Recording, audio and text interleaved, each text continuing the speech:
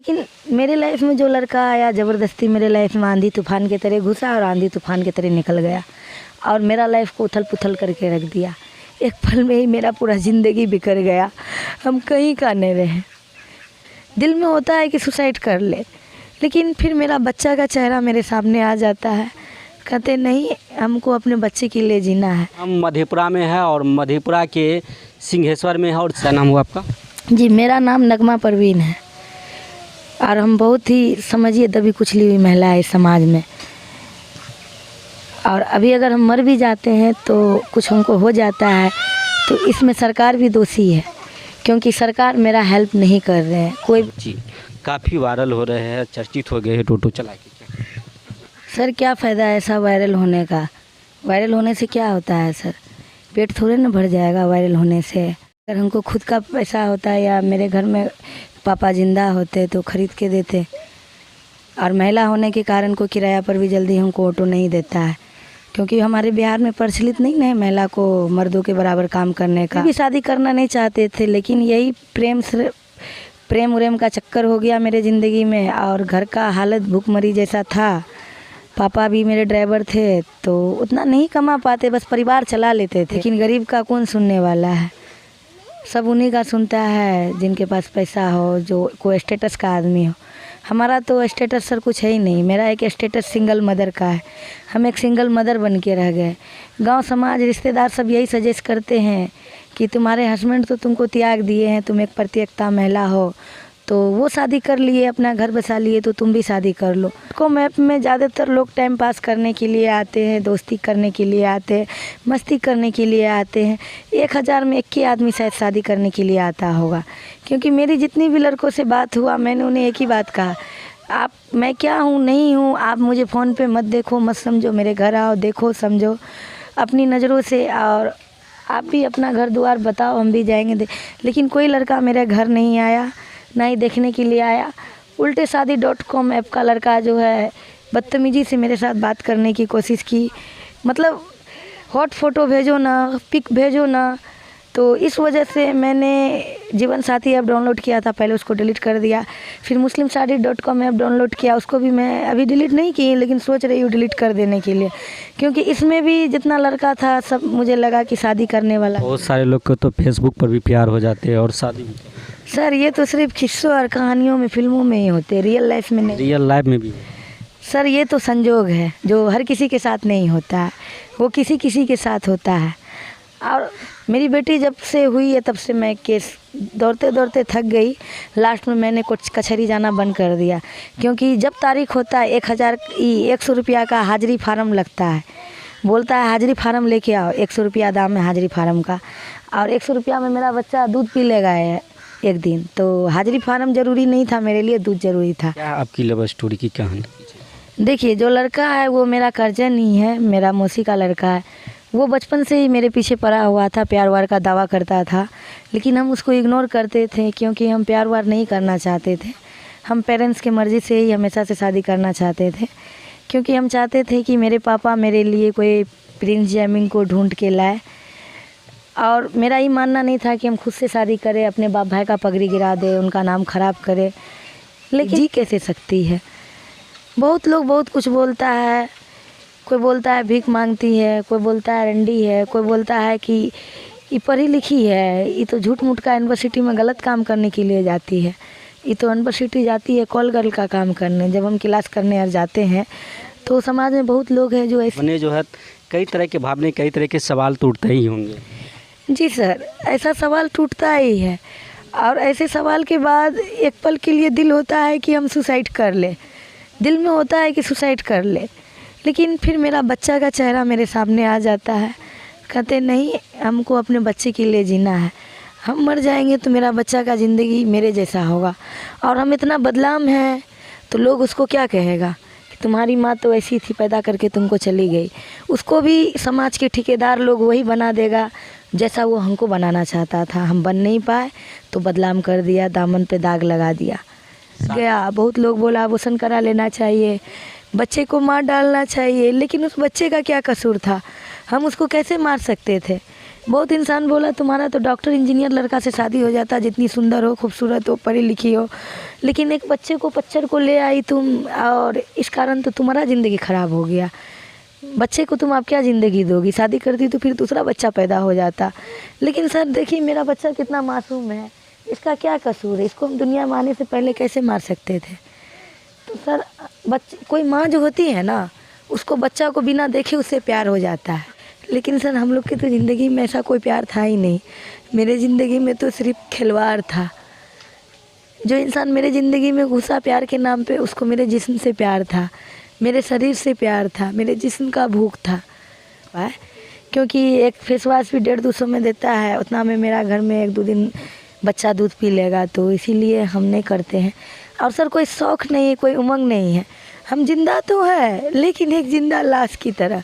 मेरा आप जो देख रहे हैं ये सिर्फ शरीर है, जिस्म तो है लेकिन इसमें जान नहीं है, वो ख़त्म हो चुका है। हम एक जीते जागते जिंदा लाश थे।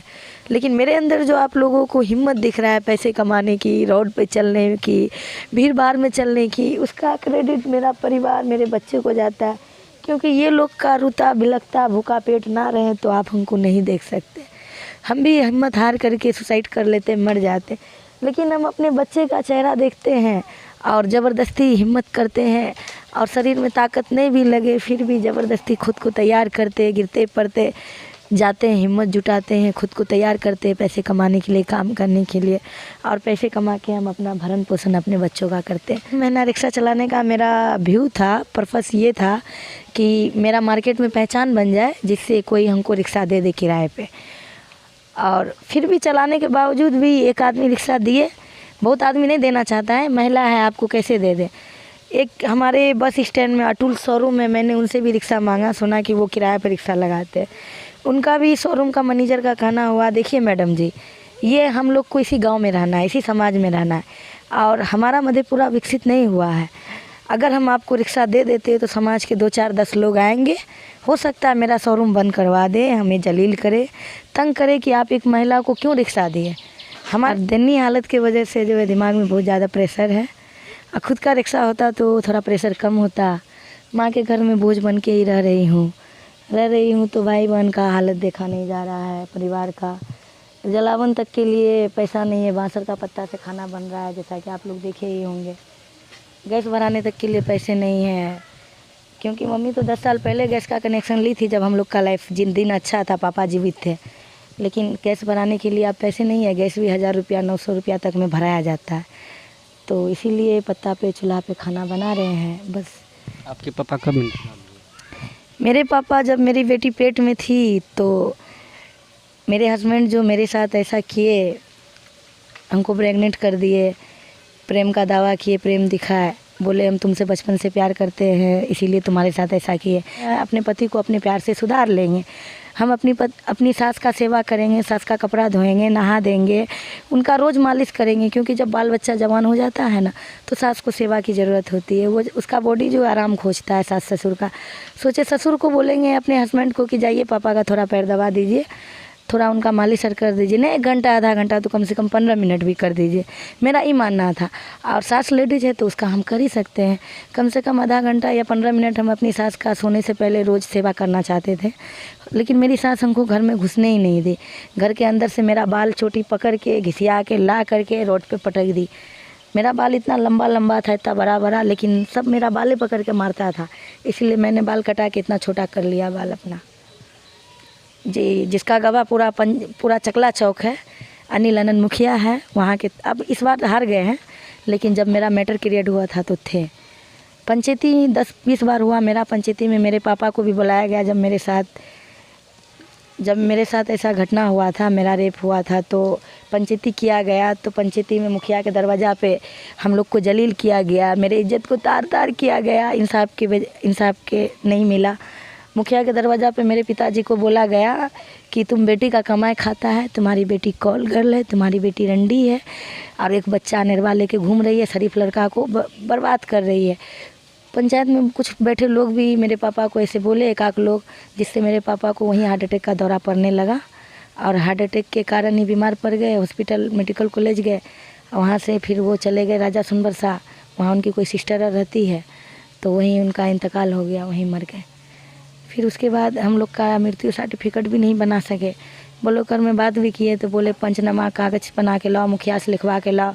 मुखिया के पास गए कि सर मृत्यु सर्टिफिकेट बनवाना है, लेकिन उन्होंने कोई फॉर्म भर के नहीं दिया, कोई साइन नहीं किया, तो मृत्यु सर्टिफिकेट भी हम अपने पिताजी का नहीं बनवा पाया, अभी तक नहीं बन पाया।